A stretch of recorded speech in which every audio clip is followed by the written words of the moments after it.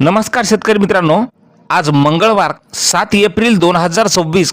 शेतकरी मित्रांनो, तुरीच्या दरात पुन्हा एकदा वाढ पाहायला मिळालेली असून नागपूर बाजार समितीमध्ये आज तुरीला 8,000 रुपयाचा दर मिळालेला आहे.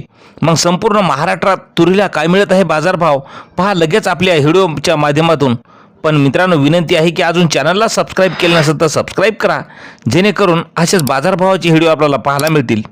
पहिली बाजार समिती नागपूर पहा, तुरीला आवक आलेली आहे 1,702 क्विंटलची. कमीत कमी दर मिळाला 7,300 रुपये, सर्वसाधारण दर मिळाला 7,825 रुपये, तर जास्तीचा दर मिळाला 7,999 रुपये. मित्रांनो, यानंतरची बाजार समिती आहे पैठणला तुरीला आवक आलेली आहे 18 क्विंटलची. कमीत कमी दर मिळाला 7,001 रुपया, सर्वसाधारण दर मिळाला 7,310 रुपये, तर जास्तीचा दर मिळाला 7,436 रुपये.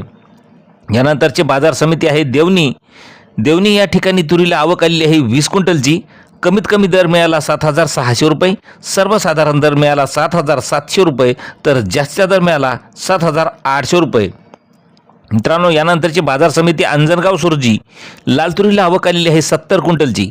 कमीत कमी दर मिळाला 6,700 रुपये, सर्वसाधारण दर 7,550 रुपये, तर जास्तीचा दर मिळाला 7,950 रुपये.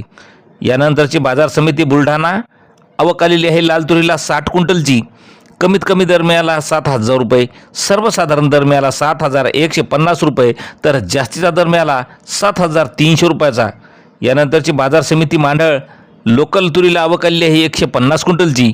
कमीत कमी दर मिळाला 6,850, सर्वसाधारण दर मिळाला 7,150 रुपये, तर जास्तीचा दर मिळाला 7,360 रुपये.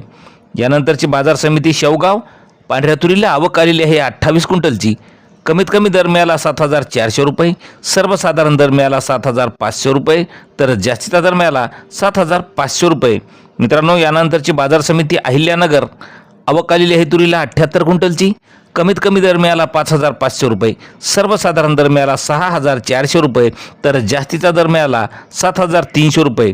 त्यानंतरची बाजार समिती पैठणला तुरीला आवक आलेली आहे 9 क्विंटलची. कमीत कमी दर मिळाला 7,000 रुपये, सर्वसाधारण दर मिळाला 7,300 रुपये, तर जास्तीचा दर मिळाला 7,500 रुपये.